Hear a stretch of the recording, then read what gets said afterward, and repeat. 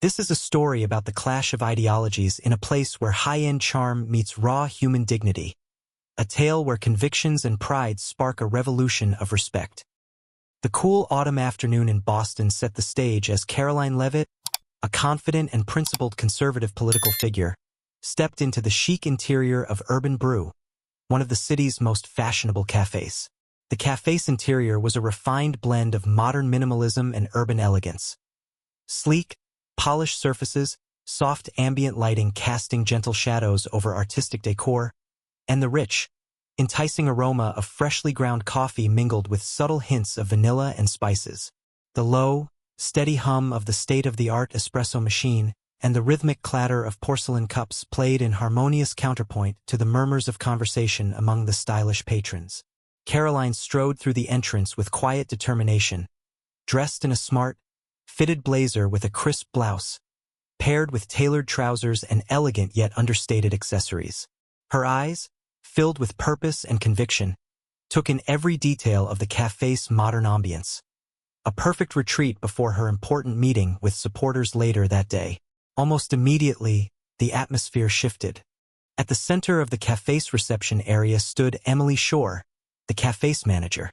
Emily was a striking figure in her own right, dressed in trendy business attire with an unmistakable air of liberal activism, her expression cool and self-assured. As soon as her eyes fell on Caroline, Emily's gaze hardened. With a dismissive smirk, Emily swept a condescending glance across Caroline's attire, her confident posture exuding the privilege of her position. Without any hint of welcoming, Emily's tone rang out sharply. "We don't serve those who support views like yours. Please leave now." Her voice was clipped, almost theatrical in its disdain, and it reverberated against the sleek surfaces of the cafe. Murmurs rippled among nearby customers, some nodding in agreement while others exchanged sympathetic glances. Emily's colleagues at the counter even offered smug, approving smiles that conveyed unspoken solidarity with her contempt. The cafe's polished marble floors and meticulously arranged furniture, which had once symbolized a sanctuary of urban elegance, now bore witness to a sting of humiliation. The previously pleasant scent of coffee seemed momentarily overpowered by the coldness of judgment, as if the very air conspired with Emily's unfriendly words. In one corner, a couple watching their latte art whispered under hushed breaths about the incident. Even the steady, rhythmic purr of the espresso machine, once a comforting background score, seemed to underscore the tension in the room.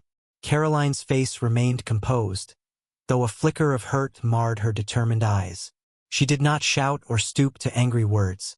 Instead, she drew in a measured breath as if summoning an inner strength honed over years of public service and personal trials. With a calmness that belied the injustice of the moment, she stepped away from the reception desk. The murmurs of disbelief and murmurs of, "We don't serve you here," filled the space. But Caroline was not deterred. Reaching into her handbag with a steady hand, she retrieved her cell phone and dialed a number with quiet resolve. As the phone rang softly against the backdrop of the cafe's subdued din, she waited with poised calm. "Naten, it's me," she said in a measured tone as soon as the call connected, her voice low and even. "They wouldn't serve me here. They told me to leave because of my views." Though her tone was calm, there was an undertone of steely determination that made it clear she was ready to act. Outside Urban Brew, beneath the bustling Boston sky, the city's iconic energy mingled with the clamor of honking cars and the distant rumble of subway trains. Inside, however, the refined tranquility of the cafe had been shattered by prejudice. The support for Emily's harsh stance was palpable among some of the liberal-leaning patrons who nodded approvingly, while others looked on with sympathetic dismay at Caroline's unspoken pain. In that moment, with her call to Naten hanging in the air and the tension in the cafe mounting like an impending storm, the collision of two very different worlds was inevitable. Caroline's calm yet resolute declaration over the phone promised a turning of the tables, a dramatic counterstrike that would soon upend the arrogance of Urban Brew's management and resonate far beyond the cafe's stylish walls. The following morning, an electric tension still lingered in the aftermath of Caroline Levitt's dramatic rejection at Urban Brew. The cafe, A space that had once reflected polished modernity and refined tastes now carried the heavy residue of yesterday's humiliation. But the narrative was about to take an unexpected turn. Under a slate-gray Boston sky, Caroline returned to Urban Brew with an air of quiet determination, accompanied by her husband, Nathan Levitt, a reserved, successful businessman with unwavering conservative values. Nathan's presence was immediately arresting. As they approached the entrance, his arrival turned heads. Pulling up in a sleek Rolls-Royce Phantom, its chrome details catching the early morning light and its engine purring like a well-tuned symphony, he exuded an authority and wealth that spoke louder than words. With a reputation that ran deep in political and business circles, Nathan had long been known as a man who never let injustice slide. Today, he was prepared to make a statement. Inside the café, the atmosphere was a stark contrast to the bustling urban street outside. Soft strains of an ambient playlist mixed with the lingering aroma of freshly ground coffee and the subtle floral hint of lavender that still clung to the decor. Despite this chic veneer, an undercurrent of whispered gossip and barely concealed smugness remained among some of the staff and a few liberal-minded patrons still loyal to manager Emily Shore. As the entrance door swung open, Emily's eyes darted towards Nathan and Caroline like a hawk spotting prey. "Welcome back," Emily drawled, her tone dripping with sarcasm as she eyed Caroline's elegant yet modest attire, and then swept her gaze to Nathan's outstanding Rolls-Royce parked outside through the floor-to-ceiling windows. "I trust you managed to secure an appointment with someone higher up? Or have you come to beg again?" Her words were laced with disdain as she smirked at the couple, clearly satisfied with yesterday's narrow victory for her own prejudices. Caroline's expression remained composed. "I'm not here to beg, Emily," she replied evenly, her voice clear and firm. "I'm here to claim what's right. I deserve the same courtesy as any guest, regardless of my views." Her statement hung in the air like a challenge, a subtle yet powerful reminder that her rights were non-negotiable. Nathan stepped forward then, his calm authority instantly commanding respect. He carried with him a manila folder filled with meticulously prepared documents. "Good morning," he said courteously but with ice in his tone. "I'm here on behalf of Urban Brew's new management." His eyes flashed with controlled determination as he continued, "Effective immediately, we are taking over this establishment. I have purchased the property through my investment firm for $3 million. The declaration was both businesslike and revolutionary. Nathan's tone left no room for negotiation. A ripple of shock passed through the room. Some staff members exchanged startled looks, while a few onlookers murmured in disbelief. Emily, maintaining her posture as if on a stage, arched an eyebrow and let out a short, dismissive laugh. "Oh, really? And you expect me to believe that you've bought the entire café?" She sneered, her voice loud enough for the nearby patrons to hear, tinged with condescension that belied the seriousness of the moment. Without missing a beat, Nathan produced the folder and began revealing the evidence one document at a time. "Yes, it is true," he said calmly as he handed over a copy of the binding purchase agreement embossed with official signatures. "Here is the completed sales contract, duly notarized and approved. Aside from that, here are the security camera recordings from yesterday which document exactly how you treated my wife." He paused, letting his words sink in while a few customers craned their necks to catch every detail. Across the room, the polished windows framed the magnificent Rolls-Royce outside, a symbol of the decisive power Nathan wielded. The sound of the vehicle's engine idling in the lot became a subtle reminder that wealth, when combined with principled action, could tip the scales of justice. The café's interior, with its softly murmuring espresso machine and fluttering digital clock, suddenly seemed a stage for an epic confrontation between entitlement and determination. Emily's smirk faltered as she glanced at the documents. A flicker of uncertainty crossed her eyes, but she quickly recovered, her tone sharpening as she retorted. "You may have your contracts, Mr. Levitt, but that doesn't change our policies. This café, Urban Brew, is for VIP guests." Her words, meant to reassert control, met the steely gaze of Nathan and the unyielding quiet strength of Caroline. The tension in the room tightened to a near palpable degree. As Nathan's declaration echoed off the sleek furnishings, every customer, staff member, and even the distant hum of the city outside seemed frozen in anticipation. The Rolls-Royce's premium aura, visible through the wide windows, lent an unmistakable sense of authority to the couple. As the confrontation reached its zenith, the soft clicking sound of a door opening announced that a new chapter was beginning, one in which old prejudices would soon be dismantled. The scene was set, and with that, the stage was perfectly primed for what would follow next.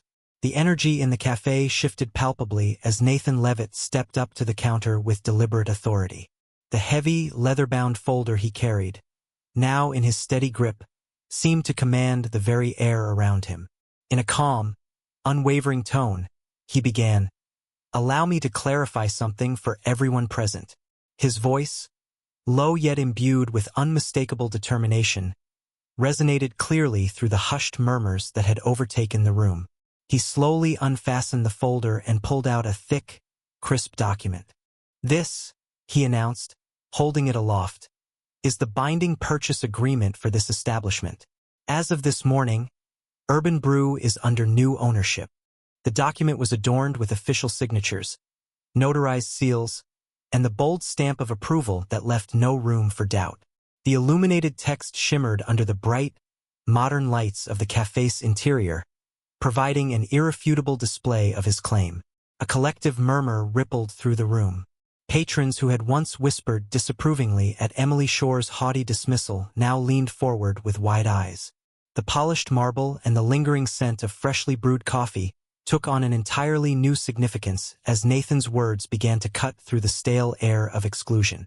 Emily Shore, who had earlier sneered dismissively at the couple, now tried desperately to reassert her authority. "Mr. Levitt, you must be mistaken," she snapped, her voice wavering slightly despite her earlier bluster. "No contract, no matter how official, can simply override our established policies." Her tone was a mix of disbelief and feigned indignation, but her eyes betrayed a growing alarm as Nathan's calm authority filled the room. Nathan's gaze never wavered as he met her look with quiet intensity. "I assure you, Miss Shore, all is in order. The contract, in full detail signed off and notarized, is legally binding. This transaction was executed through my investment firm, and it is now effective immediately." His words flowed steadily, each syllable designed to dismantle any remaining doubt among the assembling guests and staff.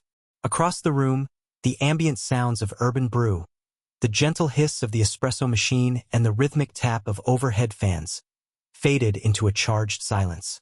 The windows, framing the early morning Boston skyline, now reflected not just the polished interior, but also the determined faces of those witnessing this dramatic turnaround.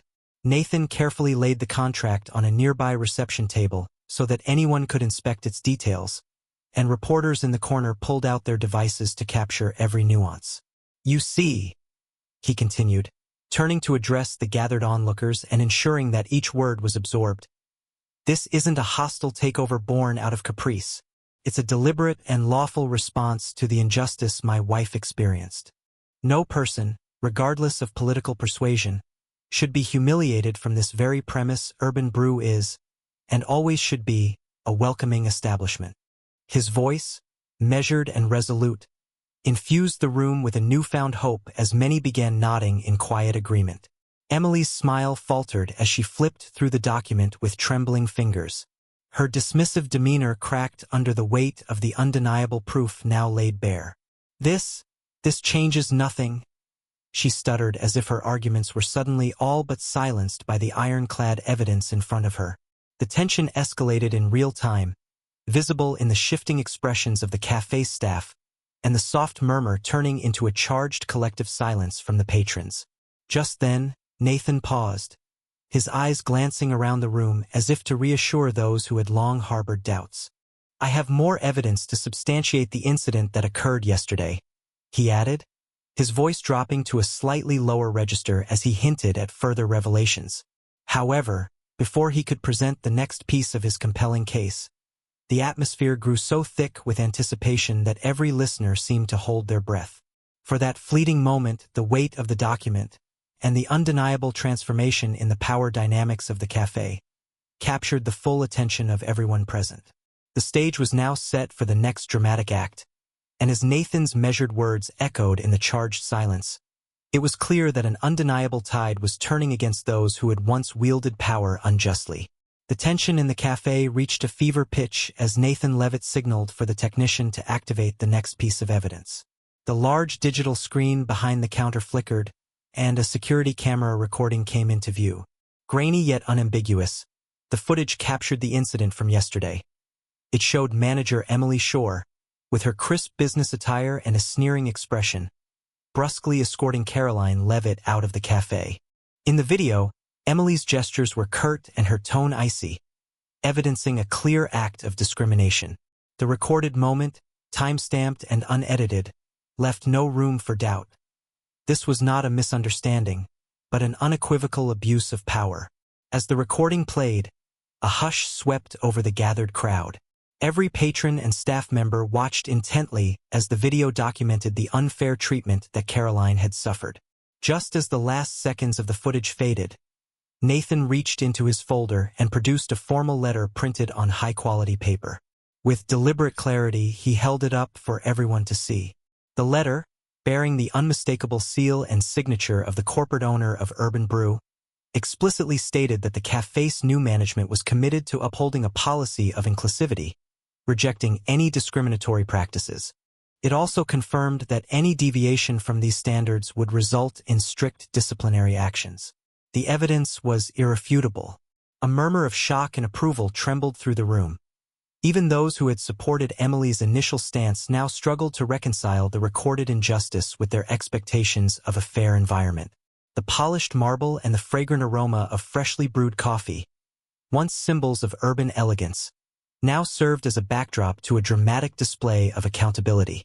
Emily Shore's protest shattered the brief calm that had fallen. "This is absolutely preposterous. These recordings are manipulated. They do not represent what really happened," she sputtered, her voice trembling as she attempted to defend her actions. But her words, feverish and unconvincing, fell flat against the unyielding evidence streaming on the screen. Nathan's gaze, cool yet undeniably resolute, locked on hers as he responded. "Ms. Shore, neither the recording nor the letter can be disputed. The facts are as clear as the day. You unlawfully denied service based solely on political views, and this behavior undermines the very principles on which Urban Brew stands." His voice resonated with authority and quiet indignation, each word meticulously chosen to underscore the gravity of the situation. Then, with measured clarity and an air of uncompromising resolve, Nathan delivered his ultimatum. "I now give you a choice. Apologize publicly to Ms. Levitt for your discriminatory outburst, or you leave Urban Brew immediately.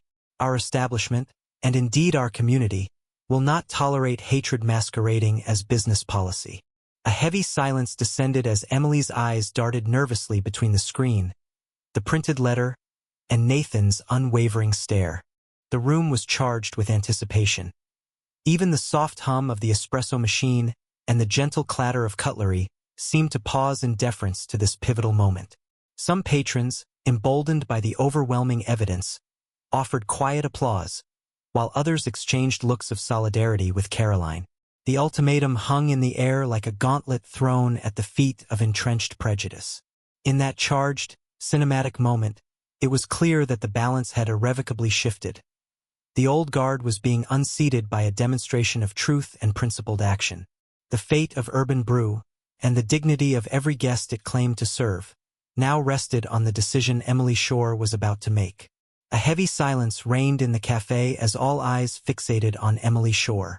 The ultimatum: apologize publicly to Caroline Levitt or vacate the premises immediately, hung in the air like a loaded weapon waiting to be triggered. Emily's confident facade, carefully built over years of self-assured elitism, began to crack. For several agonizing seconds, she searched the expectant faces of the onlookers and the unwavering expression on Nathan Levitt's face, as if pleading internally for an escape from the moment she had created. Finally, unable to bear the mounting pressure and the weight of the undeniable evidence that already had captured every smartphone in the room, Emily's voice wavered. "Fine," she stammered, her tone brittle and defeated. I apologize to Ms. Levitt for my behavior." She paused, swallowing as though each syllable cost her dearly. "I'm sorry for my actions." The words, although whispered, resonated powerfully in the charged atmosphere. At that, a ripple of approval swept through the café. A few patrons began clapping tentatively, their cautious claps building into rapturous applause. The sound, echoing off the sleek marble floors and shimmering walls, marked a definitive moment of accountability. Caroline Levitt's face softened, a mix of relief and vindication lighting her features as she met Emily's gaze with quiet dignity. Yet, even as the apology was delivered, Nathan's eyes remained steely, reminding all present that this episode was far from a mere public relations fiasco. It was a catalyst for change. "Thank you," Caroline said simply, her voice calm, as if the words had been rehearsed 1,000 times. Across the room, whispers turned into excited chatter. Several customers already began debating the implications of what they had witnessed. Some even took out their phones and posted live updates, ensuring that the unfolding drama would not be confined to the walls of Urban Brew. Nathan, holding the original purchase documents tightly in his hand, zeroed his gaze on Emily one last time. "Ms. Shore," he stated in a measured, final tone, "consider this a turning point for Urban Brew. Every customer who walks through these doors is entitled to respect, regardless of their political beliefs or background. We are instituting a complete overhaul of our policies and staff training immediately." His voice, carrying both authority and resolve, left little room for further objection. Within moments, the café's atmosphere transformed. The once smug glances of those who had supported Emily were replaced by expressions of cautious optimism. The manager's dismissal was over, and in its wake, a collective voice demanded fairness. Over the next few hours, changes were implemented swiftly. New management protocols were announced on the café's digital display, and a formal memo was circulated among the staff pledging to embrace inclusivity and sensitivity training. The media wasted no time. By midday, local news outlets and social media channels were ablaze with images and video clips of the incident.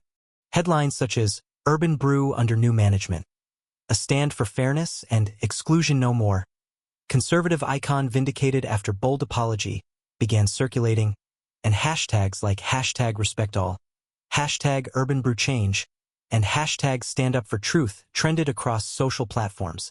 In interviews with reporters outside the café, patrons expressed their mixed feelings. "I've always hoped that places like these would stand up for what's right," one customer remarked. "Today, we witnessed a real change." Soon, the incident spilled over into broader discussion forums and local community meetings, sparking debates about free speech, discrimination, and the responsibilities of business owners to ensure impartial service. As the café gradually resumed its normal tempo, the floor slowly clearing of disappointed staff and curious onlookers, the dramatic episode had already seared itself into the collective memory of Boston's social and political scene. Within hours of the apology, it was clear that the scandal had not only forced a change in leadership at Urban Brew, but it had also triggered a larger conversation about respect and accountability in everyday interactions. In that defining moment, what had once been a case of snobbery and unjust dismissal turned into a rallying cry for equitable treatment and transparency. The dramatic apology, delivered under the relentless scrutiny of a watchful community, would be remembered as a catalyst that reshaped how customers and employees alike viewed their rights in a modern society, where personality and political beliefs should never stand in the way of basic respect. In the days and weeks that followed the dramatic events at Urban Brew, the story transformed from a single scandal into a national conversation about respect, accountability, and the limits of ideological discrimination in public spaces. The once fashionable café, which had been the stage for such a bitter confrontation, now found itself at the center of a heated social debate.